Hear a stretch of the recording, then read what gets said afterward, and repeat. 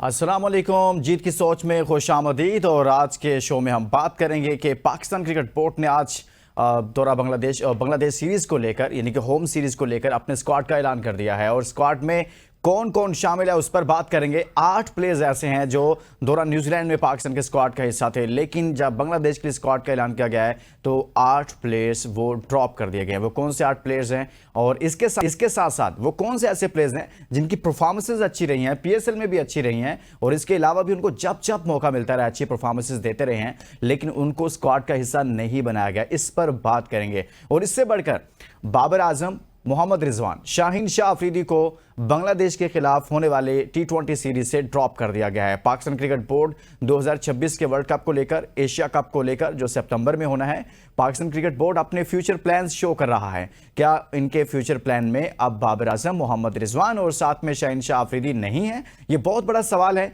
इसी पर बात करेंगे। और साथ में अभी एक अहम मैच चल रहा है और इस मैच में इस वक्त इस्लामाबाद यूनाइटेड की पोजीशन थोड़ी मुश्किल है। 209 रन बनाए पहले कोयटा ने खेलते हुए, 210 रन का टारगेट दिया है। जवाब में 168 रन पर 6 खिलाड़ी इस वक्त इस्लामाबाद के आउट हो चुके हैं और 17.1 ओवर्स का खेल मुकम्मल हो चुका है। और अब देखते हैं कि क्या कर पाता है इस्लामाबाद यूनाइटेड। कुछ भी हो सकता है, क्रिकेट में कुछ भी होता है, लेकिन देखते हैं यहाँ कुछ भी होता है या नहीं होता। और इसके साथ साथ जो अगले मैचेस हैं उन पर भी बात करेंगे और पाकिस्तान सुपर लीग के मजमूई तासुर पर बात करेंगे कि ये पीएसएल कैसा चल रहा है। हमारे साथ स्टूडियो में मौजूद है, अपने मेहमानों का तारुफ करवा। सबसे पहले शाकिर अब्बासी साहब हमारे साथ मौजूद हैं। शाकिर, बहुत बहुत शुक्रिया आपका। उनके साथ तशरीफ रखते हैं अबू बकर बिन तलत। अबू बकर, आपका भी बहुत बहुत शुक्रिया। Thank you. सबसे पहले आगाज करते हैं शाकिर अब्बासी साहब से। शाकिर, स्क्वाड आपके सामने आ गया, हम मैच पर बाद में बात करेंगे, लेकिन आज चूंकि सबसे बड़ी खबर यही है कि पाकिस्तान ने अपने स्क्वाड का ऐलान किया और उसमें भी बड़ी खबर यह है कि बाबर आजम, मोहम्मद रिजवान और शाहीन अफरीदी नहीं है। लेकिन मैं शाकिर की तरफ जाऊं उससे पहले मैं एक चीज़ आपको दिखाना चाहता हूं। आई थिंक आज से 30 अप्रैल को जो हमारा शो था, हमारी जो जीत की सोच ट्रांसमिशन थी, उसमें शाकिर अब्बासी साहब से मैंने बाबर आजम से मुतल्लिक सवाल किया, रिजवान से मुतल्लिक सवाल किया, तो उन्होंने बहुत मुख्तसर जवाब में कहा कि ये आपको बांग्लादेश के अगेंस्ट जो हमारा स्क्वाड होगा पाकिस्तान का उसमें नज़र नहीं आएंगे और इनकी जो T20 करियर है वो एक तरह से ख़त्म हो गया। क्या कहा था पहले वो सुनते हैं और फिर इस पर मज़ीद डिबेट का आगाज़ करते हैं। मैं आपको पक्की खबर दे रहा हूँ कि बांग्लादेश के खिलाफ जो टीम सेलेक्ट होनी है उसमें ना रिजवान है ना बाबर है।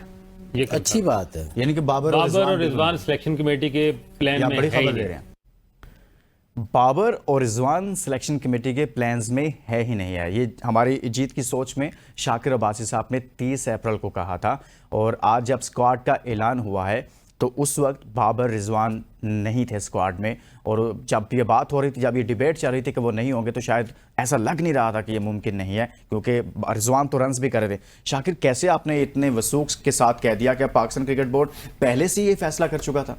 हम देखें, फैसला नहीं कर चुका था। आप जब किस चीज़ को फॉलो कर रहे होते हैं तो आपको कहीं ना कहीं एक तो खबर भी मिल रही होती है और साथ साथ आपको कुछ चीज़ों के अंदाजे भी हो रहे होते हैं। जिस तरह की एनालाइज कर रहे होते हैं, जिस तरह की जब खबर और कुछ आपका अपना तजुर्बा मिल जाता है तो फिर आपको किसी हद तक ये अंदाज़ा हो जाता है कि फ्यूचरिस्टिक अप्रोच क्या होगी। और मैं समझता हूँ कि उस वक्त से माइंडसेट क्रिकेट बोर्ड का पता लग गया था। जो कुछ पिछले कुछ अरसे में हुआ है T20 टीम को लेकर, उसमें मैं समझता हूँ कि एक माइंडसेट बहरहाल चेंज हो चुका था बोर्ड का कि अब हमने एक एग्रेसिव के साथ एक नए ब्लड के साथ जाना है। आप ये देखें कि जब टीम का अनाउंसमेंट हो रही है, out of form Babar Azam ने फॉर्म ले ली अपनी वापस, अच्छा परफॉर्म करना शुरू कर दिया।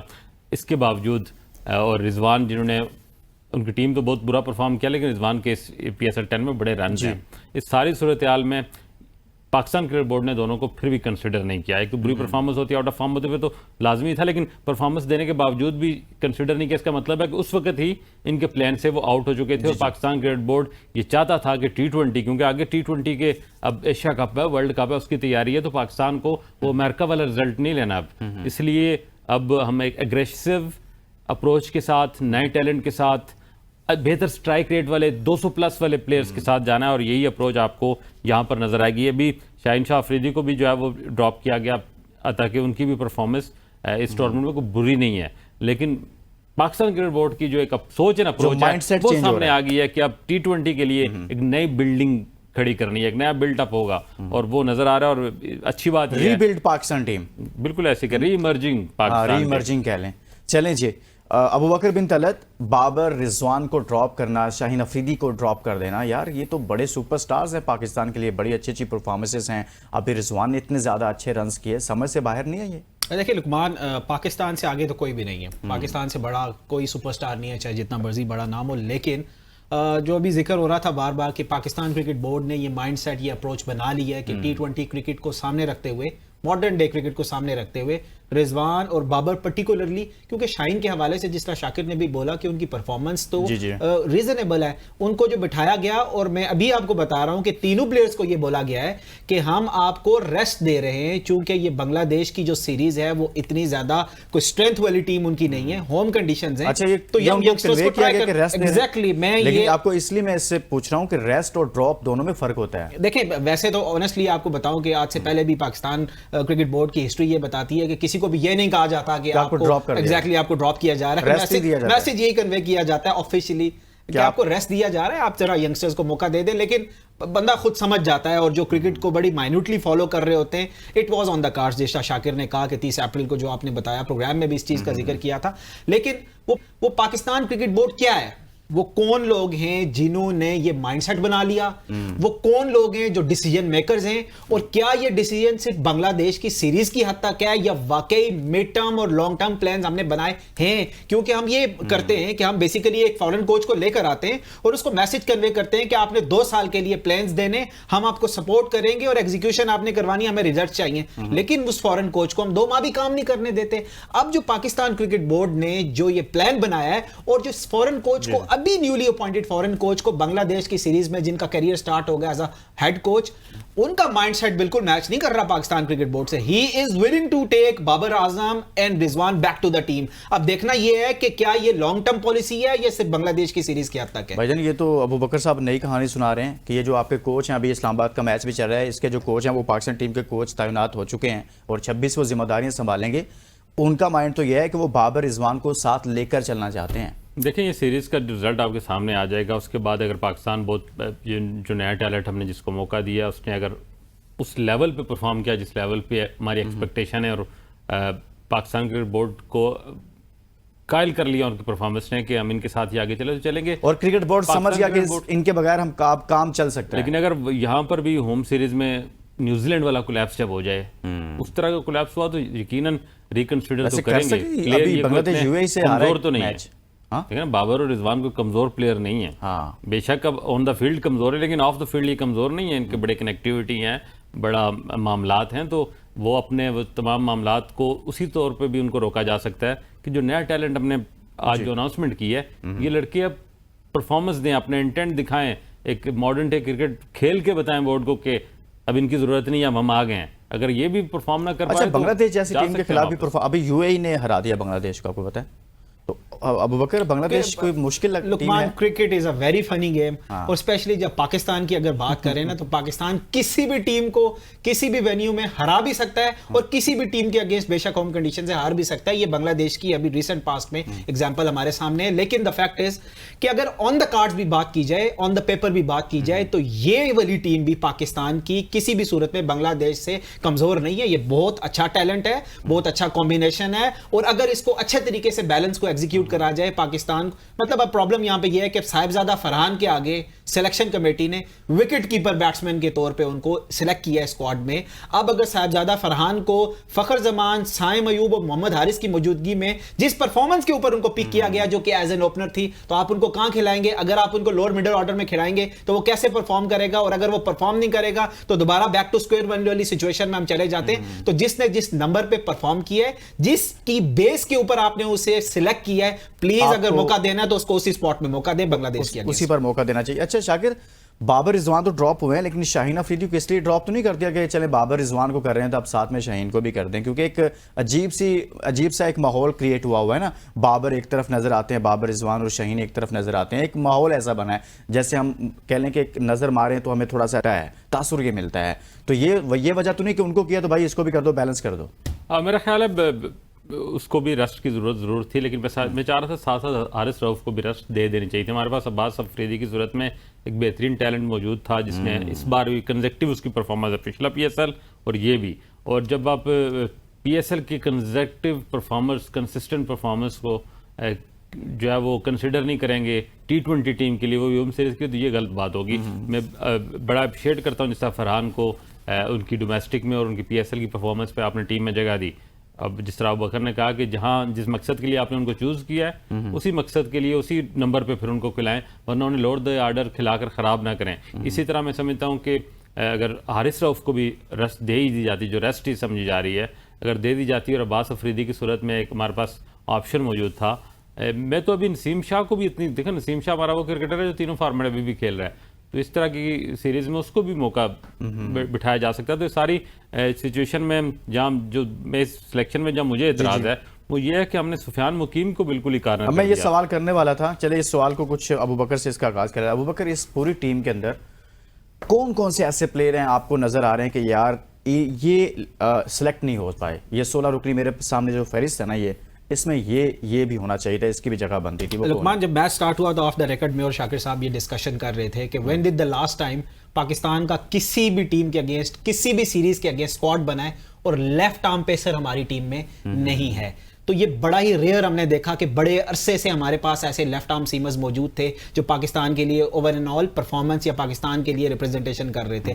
तो ये भी बड़ा अफसोसनाक है, क्योंकि अगर आपने शाहीन शाह अफरीदी को रिप्लेस करना है तो एक राइट आर्म फास्ट आर्म आपको रिप्लेस नहीं कर सकता। मीर रमजा की सूरत में, जिसका इकोनॉमी रेट 7 में चल रहा है PSL में, जिसने जबरदस्त परफॉर्मेंस दी है, बाबर आजम जैसे बैट्समैन को जिसने 2 से 3 मरतबा इस सीरीज में आउट किया। एक दफा अगर कैच ड्रॉप ना होता तो एक और दफा वो उनको आउट कर देते, तो आपने उसे कंसीडर नहीं किया, नंबर 1। और नंबर 2 ये कि जिस तरह हारिस रऊफ की शाकिर ने बात की, तो मैं शायद ये समझता हूं कि पाकिस्तान सुपर लीग की जो फ्रेंचाइजेज हैं आप उन्हें हल्के में ना लें। उनका पाकिस्तान क्रिकेट के ऊपर ठीक ठाक इंफ्लुएंस है और पाकिस्तान क्रिकेट बोर्ड और ये सिलेक्शन कमेटी अफोर्ड नहीं कर सकती थी शाहीन के साथ साथ हारिस रऊफ, क्योंकि दोनों लाहौर कलंदर्स के मेन पिलर्स हैं। इनको दोनों को बिठा दिया जाए तो एक ठीक ठाक रिएक्शन आना था। सिर्फ उसको कॉप अप करने के लिए हारिस रऊफ को इस टीम में रखा, वरना ना सिर्फ हारिस रऊफ बल्कि नसीम शाह को भी रेस्ट देना चाहिए था। और अगर आपने यंग टैलेंट ट्राई ही करना था तो प्योरली वो होता जिसमें कोई भी सीनियर्स की अमल दखल ना होती। साइम और फखर की एक्सेप्शन इसलिए, दोनों कम बैक कर रहे हैं, उनको मौका देना चाहिए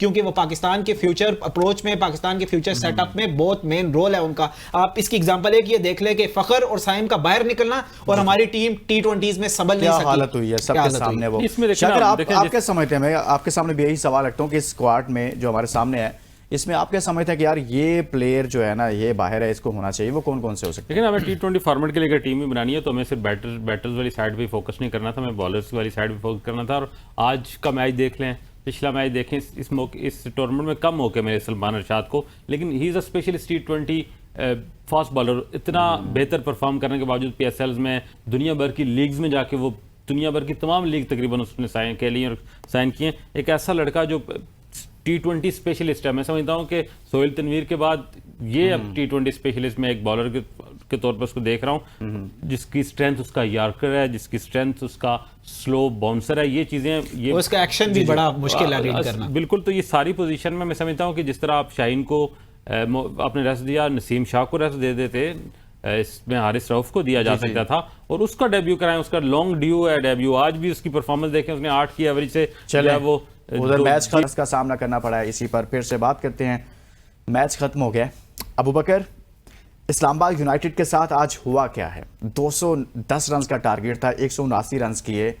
इतनी अच्छी क्रिकेट खेल रही है कोयटा ग्लैडिएटर्स के, इस्लामाबाद यूनाइटेड को समझ ही नहीं आई। बिल्कुल लुकमान, एक तो क्रेडिट आप दें, जरूर दें। Quetta gladiators have been exceptional. उन्होंने बहुत अच्छी ना सिर्फ प्लानिंग की, बहुत अच्छे अपने प्लेयर्स को ना सिर्फ यूटिलाइज किया, बल्कि मैच की जो परफॉर्मेंसेज हैं उनसे अंदाजा हो सकता है कि उन्होंने कैसे अपना कॉम्बिनेशन बहुत बेहतर तरीके से खिलाया। चाहे मोहम्मद आमिर हो, कहाँ पे उनको रेस्ट देना था, किस की मैच में उनको खिलाना था और कहाँ पर किस बॉलर को यूटिलाइज करना था। देखें, टूर्नामेंट्स नॉर्मली बॉलर से जीता करते हैं और यहाँ पर इस्लामाबाद यूनाइटेड का एक लगा कि एक उनका पैटर्न हमें नजर आया। Win the toss, bat first, एक लंबा स्कोर करो और उसके बाद जाहिर है एक स्कोरबोर्ड का प्रेशर होता है तो दूसरी टीम को आउट करके। तो यहां पर आज अनफॉर्चुनेटली कोयटा ग्लैडिएटर्स ने बड़ा इंपॉर्टेंट टॉस जीता क्योंकि क्वालिफायर था आज और लाहौर के पिच में 200 plus is a very good score. एक पहाड़ जैसा स्कोर हो जाता है जब आपको पता हो कि ये क्वालिफायर और उसके बाद फिर आपको नर्व्स का कंट्रोल। फिर लास्ट मैच की भी अगर बात करें तो एलेक्स हेल्स की जो बम्बार्डमेंट थी, मैच बड़ा था, इसका दबाव भी रहा, टारगेट थोड़ा ज्यादा हो गया तो मैच बड़ा था, मजीद दबाव आ गया और फिर इस्लामाबाद यूनाइटेड उसमें संभल नहीं पाई। एक ब्रेक लेते हैं, ब्रेक के बाद जब वापस आते हैं तो मजीद बात करते हैं इस मैच के हवाले से और साथ में पाकिस्तान के स्क्वाड के हवाले से जो बांग्लादेश के खिलाफ अनाउंस किया है। Stay with us. Welcome back. Pakistan super league के आज के मैच में कोयटा ग्लैडिएटर्स ने इस्लामाबाद यूनाइटेड को शिकस्त दे दिया और इस्लामाबाद यूनाइटेड के लिए अभी भी एक चांस बाकी है। अभी वो फाइनल की दौड़ से बाहर नहीं हुए, एक चांस है, एक मैच और उनका भी बाकी है। शाकिर अब्बासी से हम बात करते हैं। शाकिर, आज क्या गलतियां की हैं इस्लामाबाद यूनाइटेड ने कि जिसकी वजह से वो अच्छे रन्स नहीं कर पाए, यानी कि टारगेट अचीव नहीं कर पाए? मेरा ख्याल है मेरा ख्याल है जो टास्क उनके अगेंस्ट गया उससे थोड़ा सा उनको प्रॉब्लम जरूर हुई, लेकिन मैं अभी भी समझता हूँ कि जिस तरह का टूर्नामेंट चला है, अब जब आप एंड ऑफ द टूर्नामेंट जाते हैं तो तमाम जो टीमें होती हैं वेल ट्रेंड, वेल चार्ज होती हैं और 200 का टारगेट को ज़्यादा टारगेट नहीं था। और आप ओवरऑल देखें जब ये वो चेस करने गए तकरीबन 17वें ओवर तक इस्लामाबाद प्रॉपरली चेस कर रहा था। उस वक्त जब जो उनके कैप्टन पाकिस्तान की T20 टीम के कैप्टन आगा सलमान जब आउट हुए, वहां से जो है वो मोमेंटम टूटा और आखिरी 3 ओवर में जो है वो कोयटा ने पासा पलटा, वरना 17वें ओवर तक तकरीबन ये लग रहा था कि अगर सलमान अली आगा विकेट पे मौजूद है तो बासानी ये टारगेट चेस कर जाएंगे। एक अच्छा मुकाबला हुआ। मैं समझता हूँ कि आज लाहौर में उस तरह से क्राउड तो खैर नहीं आया जितना हम एक्सपेक्ट कर रहे थे, लेकिन प्ले ऑफ के मैचेस वन साइडेड नहीं होने चाहिए। एटलीस्ट एक हेल्दी कंपटीशन रहा और जो टीम टेबल टॉपर थी वो मेरे ख्याल डिजर्व भी करती है कि वो सबसे पहले फाइनल में जाए। और कोयटा की जर्नी इस PSL 10 में रही, एक नए कैप्टन की क़यादत में, साउथ शकील की क़यादत में। उनकी अपनी परफॉर्मेंस तो कोई इतनी एक्स्ट्रा ऑर्डिनरी नहीं थी, लेकिन उन्होंने कैप्टनसी बहुत अच्छी की और बड़ा लकी चैम साबित हुए अपनी टीम के लिए कि जब टूर्नामेंट शुरू हो रहा था तो ऐसा नहीं लग रहा था कि टॉप 3 टीमों में कोयटा को रेट किया जा रहा था, लेकिन जो momentum mid of the tournament Quetta ने पकड़ा उसको फिर उन्होंने कैरी किया और हम खुद डिस्कस कर रहे थे यार ये क्या हो रहा है, और टेबल टॉपर बने और आज सबसे पहले फाइनल में पहुंचने वाली टीम तो वेल डिजर्व एक तरह की उनकी ये लीड है इस वक्त इस PSL 10 में। और अब देखें, अब टीमें रह गई हैं 3, तो किसने कोयटा के साथ फाइनल खेलना है। इस्लामाबाद के लिए ये अच्छा हुआ जो उन्होंने पिंडी में आखिरी मैच जीता, वो टॉप 2 में गए और आज उन्हें मौका मिल गया एक बार फिर सर्वाइवल का कि वो एक और जो है वो एलिमिनेटर खेल सकते हैं। बिल्कुल, अभी उनके पास चांस मौजूद है। अब अगर कोयटा ग्लैडिएटर्स ने, हम जहां बात की कि इस्लामाबाद यूनाइटेड क्या अच्छा नहीं कर पाई, क्या गलतियां की हैं, लेकिन कोयटा ग्लैडिएटर्स ने आपके ख्याल में आज के मैच में क्या ऐसे फैसले किए, क्या अच्छा किया कि जिससे वो मैच को निकाल कर ले गए हैं? देखिए, कुछ चीज़ें बड़ी इंपॉर्टेंट होती हैं कि जब आप ड्राफ्ट में अपने प्लेयर्स को पिक कर रहे होते हैं और स्पेशली प्लैटिनियम कैटेगरी में पिक कर रहे होते हैं और उससे भी अबव जब आप कह रहे हैं टीम की फॉर्मेशन एग्जैक्टली जब आप फॉरेन प्लेयर्स ले रहे होते हैं तो उनकी अवेलेबिलिटी को चेक कर लेना बहुत इंपॉर्टेंट होता है, क्योंकि हमने पाकिस्तान सुपर लीग में ये रिवायत भी देखी कि कुछ फॉरेन प्लेयर्स आते तो हैं लेकिन उनका कॉन्ट्रैक्ट ऐसे होता है कि कुछ आधी इवेंट के लिए आते हैं, कुछ 6 मैचेस के लिए, या कुछ ये कहते हैं कि जी हम सिर्फ प्ले ऑफ्स में आएंगे। तो कोयटा ग्लैडिएटर्स के लिए जो सबसे बेहतरीन चीज ये थी कि उनके जितने भी फॉरेन प्लेयर्स थे वो थ्रू आउट इनके लिए अवेलेबल रहे, तो उसकी वजह से टीम का जो कॉम्बिनेशन है वो डिस्टर्ब नहीं हुआ। तो साउथ शकील को भी एज अ कैप्टन उनको पता था कि मेरी स्ट्रेंथ क्या है, कौन से प्लेयर को मैंने कैसे यूज करना है। और इसके साथ साथ ना सिर्फ अपफ्रंट फिन एलन की अगर बात करें तो लोअर मिडिल ऑर्डर में भी थ्रू आउट कंसिस्टेंटली कोई ना कोई प्लेयर उनका परफॉर्म करता रहा,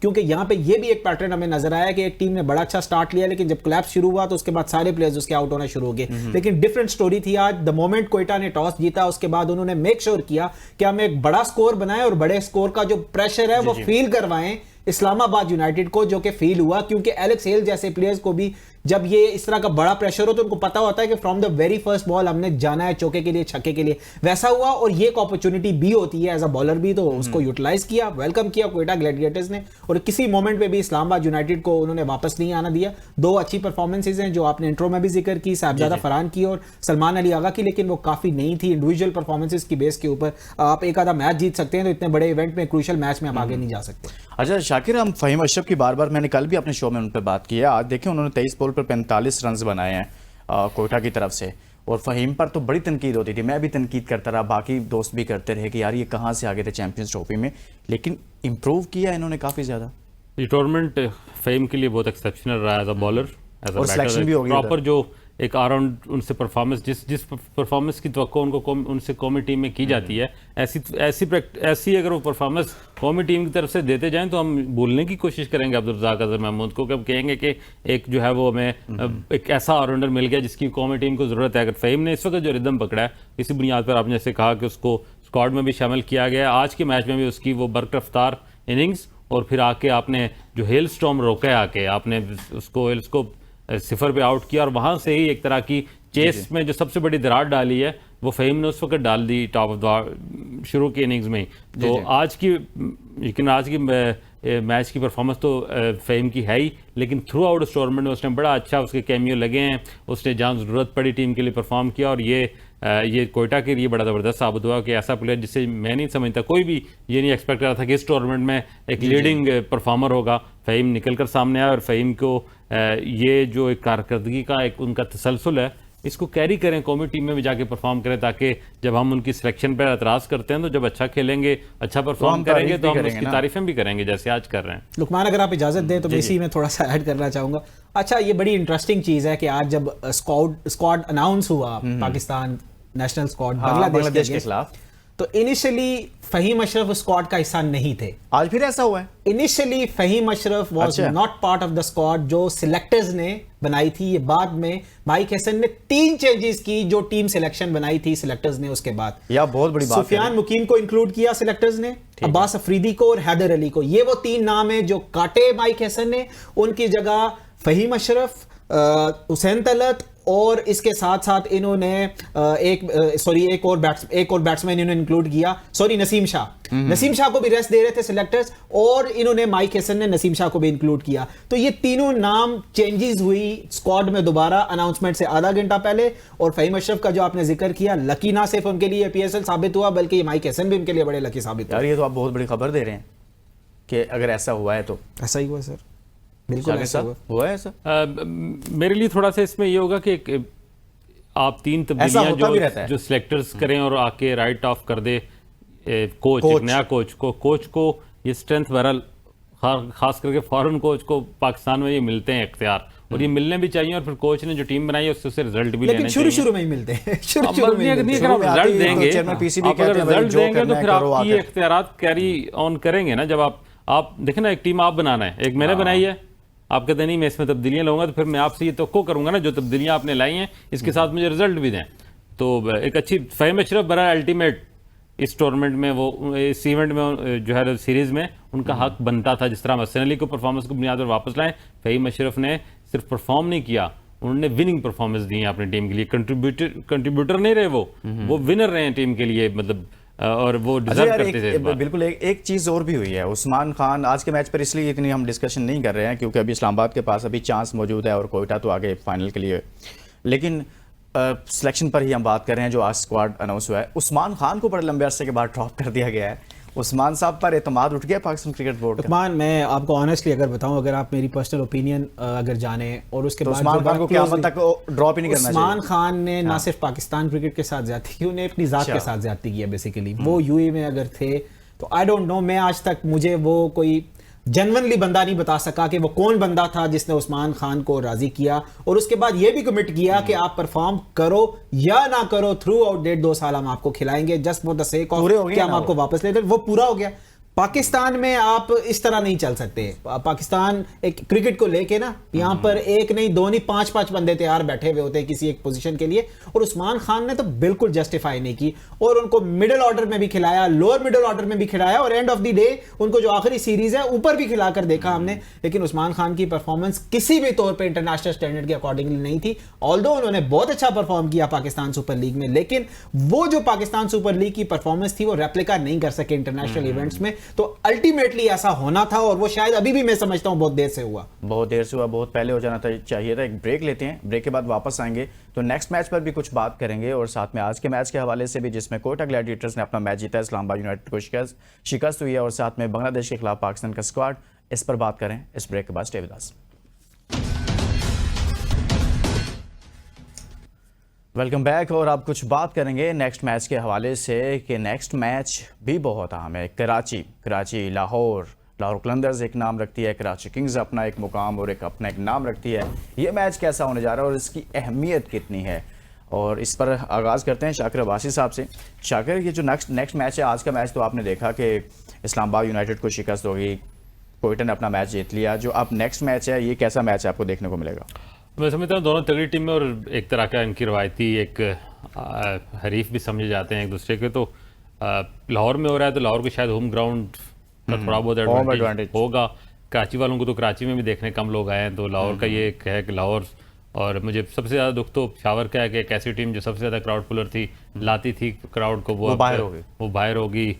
अपने कप्तान की नाकिस कप्तानी से या कुछ और मामलात थे उससे, लेकिन इस मैच में मैं समझता हूँ कि एक तगड़ा मुकाबला होने को जा रहा है। दो बेहतरीन टीमें में जो है, और बेहतरीन इसलिए मैं कहूँगा कि जब वो खेल रही होती हैं तो थोड़ा सा मैच में जान होती है, देखने वालों के ज़बरदस्त होता है, इंटरटेनमेंट अच्छी होती है। और जिस तरह का डेविड वार्नर एक एतमाद दे रहे हैं अपनी टीम को, खास करके इस जो एपिसोड है जिसमें PSL को ब्रेक आई, उसके बाद जो वापस आए उनके फॉरेन प्लेयर, उन्होंने जिस तरह के लीड किया, तो मुझे थोड़ा सा एज कराची किंग्स को मैं दे रहा हूँ, इवन कि उनका होम ग्राउंड नहीं है, लेकिन आप कह रहे हैं कि वार्नर को समझ आ गई अपनी टीम की, कैसे इनको खिलाना है। वार्नर खुद भी बहुत अच्छा खेल रहा है और अपनी टीम को लड़ा बहुत अच्छा रहा है। अब अगर एक्स फैक्टर क्या है इन दोनों टीमों में? देखिए, लाहौर के लिए अगर जीतना है तो उनको शायद, क्योंकि थ्रू आउट जो भी वो मैचेस जीते उसमें फ़खर जमान की एज अ बैट्समैन बड़ी अच्छी कंट्रीब्यूशंस रही। ऑल्दो कि फ़खर जमान उस तरह क्लिक नहीं कर पाए जिस तरह फ़खर जमान को जाना जाता है, लेकिन आज भी इस एडिशन में सबसे ज़्यादा रन गेटर उनके फ़खर जमान है। और इसके साथ साथ बॉलिंग के डिपार्टमेंट की अगर आप बात करें तो हारिस रऊफ, तो ये जो दो बैट्समैन और बॉलर्स का कम्बिनेशन है, अगर इन्होंने कराची को हराना है तो इन दोनों को अपनी टॉप परफॉर्मेंस देनी पड़ेगी। लेकिन आखिरी 5 मैचेस अगर हेड टू हेड उठा के आप देखें तो कलंदर्स ने सिर्फ 1 मैच जीता है, 4 मैचेस कराची जीत चुकी है। और इस टूर्नामेंट में भी लाहौर पे वो पैच आया कि जिसमें ऐसा लग रहा था कि शायद ये प्लेऑफ से कि बाहर ही ना हो जाए, लेकिन कराची की जो कंसिस्टेंसी थी वो बड़ी जबरदस्त रही। लेकिन आखिरी मैच जो इस्लामाबाद से हारे, जिसकी वजह से उनको ये एलिमिनेटर खेलना पड़ा, वो विश कर रहे थे कि हम भी क्वालिफायर खेलें। और हमने प्रेशर में उनके कोच जो थे उनसे अभी बोपारा से जब क्वेश्चन किया, उन्होंने कहा कराची का ये स्टाइल है, अब हम 3 मैचेस अपने आप को मजीद मुश्किल में डाल के, अब हम 3 स्ट्रेट मैचेस जीत के तो टूर्नामेंट जीत के दिखाना चाहते हैं और हम बताना चाहते हैं कि हमारी टीम की स्ट्रेंथ क्या है। तो ये कॉन्फिडेंस है उनका अपनी टीम के ऊपर और अपनी परफॉर्मेंस के ऊपर। अब देखते हैं कि लाहौर के अंदर उसको किस तरह कॉप अप करती है। अगर लाहौर कलंदर्स कराची को अपने होम क्राउड में, होम कंडीशंस में नहीं हरा सकती, तो यहां से अंदाजा हो जाना चाहिए था कि वही बेस्ट टीम्स हैं, डिजर्व करती हैं, जो आगे जा चुकी हैं इस टाइम। शाकिर, लाहौर के पास स्ट्रेंथ क्या है? उसकी बॉलिंग उसकी स्ट्रेंथ है या बैटिंग उसकी स्ट्रेंथ है? देखिए, लाहौर की स्ट्रेंथ ज़्यादातर तो मैंने यही देखा है कि पाकिस्तान की टॉप जो बैटरी है हमारी, पेस बैटरी, वो लाहौर को रिप्रेजेंट करती है। हारिस रऊफ और शाहीन शाह अफरीदी यकीनन उनकी स्ट्रेंथ जरूर है, लेकिन जिस तरह बकर ने कहा, बहुत ज़्यादा एक्सपीरियंस भी है। जी हाँ, जिस तरह बकर ने कहा कि जो एतमाद बैटिंग में एक बड़ा टारगेट सेट करने के लिए, कोई भी 180+ का जो टारगेट चेस करने के लिए जब जाते हैं, तो उनका तमाम दारोमदार जो है वो फ़खर जमान की बम्बार्टमेंट पे होता है कि वो पावर प्ले में क्या स्टार्ट देते हैं। तो ये दोनों तरफ से जो है वो एक एक्स फैक्टर उनका यकीनन बैटिंग में फ़खर जमान। और लाहौर को ये भी एक धचका ज़रूर मैं समझता हूँ लगेगा, जो इस पूरे टूर्नामेंट में जिस तरह से सिकंदर रजा ने उनको मैच विनिंग परफॉर्मेंस दी है, इस अहम मौके पर सिकंदर रजा का ना होना इस सारे विनिंग कॉम्बिनेशन को कहीं ना कहीं जरूर डिस्टर्ब करेगा। और वो नीचे नंबर पर आके काफी अच्छे रन्स करते थे, बहुत अच्छा रन करते थे, मिडिल ऑफ द इनिंग्स आपको विकेटें लेके देते थे उस पूरे टूर्नामेंट में। फील्डर जी, ये एक फैक्टर भी बहुत बड़ा नुकसान हुआ है अहम स्टेज पे आगे लाहौर के अंदर को, तो उसको कैसे वो मैनेज करते हैं, यही कुछ 2-3 फैक्टर मेरे ज़हन में थे जिसको बुनियाद पे बनाकर मेरे ज़हन में सिकंदर नहीं आ रहे थे कि वो समझता हूँ कि कराची को थोड़ा सा एज होगा। अब अगर आप क्या समझते हैं, बैटिंग लाहौर कलंदर्स की स्ट्रेंथ है या फिर बॉलिंग स्ट्रेंथ है? क्या तगड़ा डिपार्टमेंट क्या लगता है? देखिए, जिन 2 टीम्स की अगर हम बात करें ना, बेंचमार्क बना लेते हैं अगर हम इस टूर्नामेंट के लिए, वो टीम्स हैं कोयटा ग्लैडिएटर्स और कराची किंग्स। तो इन टीम्स का अगर आप ब्रेकआउट उठा के निकालेंगे तो दोनों टीम्स में आपको कोई एक ऐसा स्पेसिफिक बैट्समैन या एक स्पेसिफिक बॉलर नहीं मिलेगा। टीम परफॉर्मेंसेस की बेस के ऊपर ये दोनों टीम्स आगे गई हैं। किसी ना किसी ने हर मैच में वो परफॉर्मेंस दी है जो टीम को विनिंग की तरफ लेकर चली गई है। दूसरी तरफ जो टीम्स, इवन जो पेशावर ज़ल्मी भी ऐसा लगता है कि शायद वो बहुत ज्यादा रिलाय कर रहे थे कुछ बड़े नामों के ऊपर, उन्होंने परफॉर्म नहीं किया, साथ कोई सपोर्ट नहीं मिली तो वो बाहर निकल गए। लाहौर का भी मैं यही समझ रहा हूं, मैं बार बार जो रिपीट कर रहा हूं कि ये रिलाय कर रहे हैं बहुत ज्यादा इंडिविजुअल परफॉर्मेंसेस की बेस के ऊपर, और कल अगर खुदा ना खास्ता वो नहीं चलते हैं तो लाहौर के चांसेस एलिमिनेट हो जाएंगे, चाहे बैटिंग फर्स्ट या चाहे चेजिंग। यार फ़खर जमान के गिर्द घूम रहा है सारा लाहौर कलंदर्स। अच्छा, चले कराची की बात करते हैं। कराची के पास सर उनकी बॉलिंग स्ट्रेंथ है, बैटिंग स्ट्रेंथ है, कौन सा डिपार्टमेंट मजबूत नजर आ रहा है आपको? कराची की स्ट्रेंथ है उनका बैटिंग है। मैं अभी भी समझता हूं कि वार्नर जिस तरह से लीड करते हैं, फिर उसके साथ ओवरसीज प्लेयर जो भी हैं इनके, वो अब्बास अफरीदी जिनका हम बार बार जिक्र कर रहे हैं, वो कराची किंग्स का हिस्सा है। और फिर ऑल्दो कि आमिर जमाल को अगर आखिरी साल से उठाकर देखा जाए बड़े अग्रेसिव होते थे, लेकिन उस तरह अप टू द मार्क नहीं नजर आए। लेकिन फिर भी the way David Warner used Aamir Jamal के, अगर उनको मार पड़ भी रही है तो उन्होंने उनके साथ कंटिन्यू किया। लेकिन अल्टीमेटली आमिर जमाल ने विकेट जरूर निकाल कर दी है इस एडिशन में। आमिर जमाल एक्सपेंसिव जरूर रहे, लेकिन विकेट निकाल दी। ठीक है, आमिर जमाल की परफॉर्मेंस बहरहाल वो मैच विनिंग परफॉर्मेंस मुझे कहीं भी नहीं नजर आई। वो जी, बहुत सारे मैचेस में महंगे नजर आए, लेकिन शाह वाला जो फैक्टर है उस पे मैं चाहूंगा आप जरूर बताएं। जबरदस्त है, लेकिन जो जेम विंस, नबी, वार्नर, ये जो दो तीन चीजें, खासकर ये जो तीन ओवरसीज प्लेयर हैं, इनके लिए इनकी मौजूदगी अच्छा एक बड़ी अहम मौके पर बड़ी जरूरी थी। बहुत बड़ी जरूरी। अच्छा फेवरेट कौन है इन दोनों में? आपको क्या लगता है कि यार कौन सी टीम मैच निकाल सकती है? मैंने कहा ना, जो चीज़ें सामने नजर आ रही हैं, लाहौर को बस जो एज है वो सिर्फ उसके होम ग्राउंड का है। बाकी एज में अगर ऑन रिकॉर्ड देखूं, जिस तरह की परफॉर्मेंस ओवर आ रही है, कराची वैसे भी 6 मैच जीता हुआ है, कराची लाहौर तगड़ी 5 नजर जीता आ रही है हुआ है। आपको? तो मुझे इस सारी परफॉर्मेंस कराची को मैं I'll still it's a 50-50। अगर लाहौर टॉस जीतता है और बैट पहले करता है तो I'll go with Lahore, otherwise Karachi is the favourite. यार मैं कुछ बड़े इंटरेस्टिंग से स्टैट्स आप लोगों के साथ शेयर करना चाहता हूँ कि आप देखिए जितनी भी हमारी PSL की टीमें हैं ना, इनमें से हर टीम में से कुछ ना कुछ तो जो सिलेक्शन हुई नई बांग्लादेश के खिलाफ लड़के पिक किए गए हैं। हैरान कुन तौर पर आई थिंक मुल्तान सुल्तान्स का कोई एक प्लेयर भी शामिल नहीं हुआ जो अभी आपका स्क्वाड सामने आया है। इसमें आप देखें कि मुल्तान सुल्तान्स का कोई खिलाड़ी शामिल नहीं है, जबकि इस्लामाबाद यूनाइटेड और कोयटा ग्लैडिएटर्स के 4-4 हैं, पेशावर ज़ल्मी और कराची किंग्स के 3-3 हैं, जबकि लाहौर कलंदर्स के 2 खिलाड़ी शामिल हैं। सर मुल्तान की टीम जिसने सबसे बॉटम में फिनिश किया, मैं ख्याल वो डिजर्व भी ये करते थे। बहरहाल उसमें मुझे यासर खान एक ऐसा एलिमेंट ज़रूर नज़र आ रहा था कि इस लड़के को, क्योंकि उसने बहुत ज़्यादा डोमेस्टिक में परफॉर्म किया, यहाँ भी उसने अपना एक ज़रूर इंटेंट शो भी किया, इम्पैक्टफुल परफॉर्मेंस भी रही उसकी। तो वो एक मुझे कहीं ना कहीं लग रहा था कि अगर कहीं बैटर में यासर खान को अगर मौका दिया जाए तो वो कुछ कर सकते हैं। उस्मान खान को काफ़ी अरसे से कैरी किया जा रहा था, उनकी भी ये सीज़न को ज़्यादा अच्छा नहीं गुजरा, जो उनकी महल एक्सक्लूजन की वजह बनी है। तो लाहौर की तो परफॉर्मेंस बहरहाल अभी तक बेहतर है, लेकिन मुल्तान की जो इंक्लूजन नहीं है इस स्क्वाड में प्लेयर्स की, उसकी वजह उनकी परफॉर्मेंस ही है। टेबल पोजीशन जो उनकी टेबल पोजीशन के साथ साथ मैं शाकिर भाई मैं ये चाहता हूं कि आप इस पे भी जरूर डिस्कशन करें कि अली तरीन का भी कोई फैक्टर है उसमें, बहुत ज्यादा बोल्ड और आउटस्पोकन किस्म की उनकी जो स्टेटमेंट्स थी, क्या उसमें भी कोई मेरा नहीं ख्याल कि अली तरीन को यार उस पे भी तो था बेस बनाकर कोई, देखें कौमी टीम की सिलेक्शन में अली तरीन को बेस बनाकर किसी को बाहर तो नहीं किया जा सकता, मतलब किसी ऑनर की वजह से किसी को इंडेक्स तो किया जा सकता है, लेकिन ये भी तो हो सकता है ना कि आप दोबारा से वो मेरे ख्याल में उसकी दोबारा से कॉन्ट्रैक्ट वगैरह सारा कुछ होना है ना उसका। देखिए मैं तो ये भी हो सकता है ना, मुल्तान सुल्तान्स हार गई है। एक चीज़ आपको पता है यार, PAE की निजकारी होनी है, हालात ऐसे हों तो अब PAE को कोई ले नहीं रहा था, अभी उसको बेहतर किया है तो वो ज़्यादा पैसों में चली जाएगी। लेकिन अगर उसकी परफॉर्मेंस ठीक नहीं है तो इससे भी तो उसकी वो दोबारा से जब आप बेचेंगे उसको तो दोबारा से आप मार्केट में लेकर आएंगे तो लोग कहेंगे ना यार इसकी परफॉर्मेंस ही ठीक नहीं है, थोड़ा रेट कम करें आप। देखें लुकमान, मैं आज भी ये समझता हूँ कि रेट कम करवाने के लिए भी तो नहीं एग्जैक्टली अब्बास अफरीदी की अगर इंक्लूजन होती टीम में और जैसे खुशदिल शाह की इंक्लूजन हुई टीम में तो इन दोनों प्लेयर्स का यहाँ तक पहुँचने में क्रेडिट मुल्तान सुल्तान्स को ज़रूर जाता है। और खुशदिल शाह को आज जो ऑलराउंडर वो कहलाना शुरू किए हैं, ये मोहम्मद रिजवान की ही कैप्टनसी के अंदर उन्होंने प्रॉपर लेफ्ट आर्म स्पिनिंग की जो ऑप्शन थी यूटिलाइज करना शुरू की, वरना खुशदिल शाह को इससे पहले सिर्फ और सिर्फ लोअर ऑर्डर बैट्समैन के तौर पर जाना चाहता था। तो ये जो स्किल्स की पॉलिश की मुल्तान सुल्तान्स ने एक गलती ज़रूर की कि इनको अपने उन प्लेयर्स को जो उनका मेन पिलर बन चुके थे रिटेन करना चाहिए था। ना सिर्फ उन प्लेयर्स को रिटेन नहीं कर सके बल्कि जो रिप्लेसमेंट भी लाई वो किसी भी तौर पे मुल्तान सुल्तान्स का जो बैलेंस था उसको प्रॉपर जनरेट नहीं कर सकी, जो कि through out from the very first ball आखिरी बॉल तक मुल्तान सुल्तान्स के लिए डिजास्टर साबित हुई। ये एक बड़ा मसला। अच्छा, दोनों की कप्तानी कैसी नजर आ रही है, कराची और लाहौर के दोनों कैप्टन्स? देखें, एक किसी भी तराजू में वार्नर के सामने तोलेंगे तो शाहीन हल्की आपको नजर आएंगे। जिस तरह का इस पूरे टूर्नामेंट का, मैं कहता हूँ पूरे PSL का सबसे एक्सपीरियंस प्लेयर वार्नर ही है, तो वार्नर बेस्ट है। चलें, बहुत बहुत शुक्रिया शाकिर आपका, बहुत शुक्रिया अबू बकर आपका। और आज के शो में, आज के इस ट्रांसमिशन में हमने बात की है इस्लामाबाद यूनाइटेड को शिकस्त हुई है, कोयटा ग्लैडिएटर्स है फाइनल में, लेकिन इस्लामाबाद यूनाइटेड के पास अभी एक चांस है। लेकिन कल भी एक जबरदस्त मैच है, कराची किंग्स वर्सेस लाहौर कलंदर्स। देखते हैं कौन जीतता है और कौन फाइनल के लिए आगे बढ़ता है, इस सफर को जारी रखता है। इजाज़त दीजिए, अपना बहुत सारा ख्याल रखिएगा। अल्लाह हाफिज़।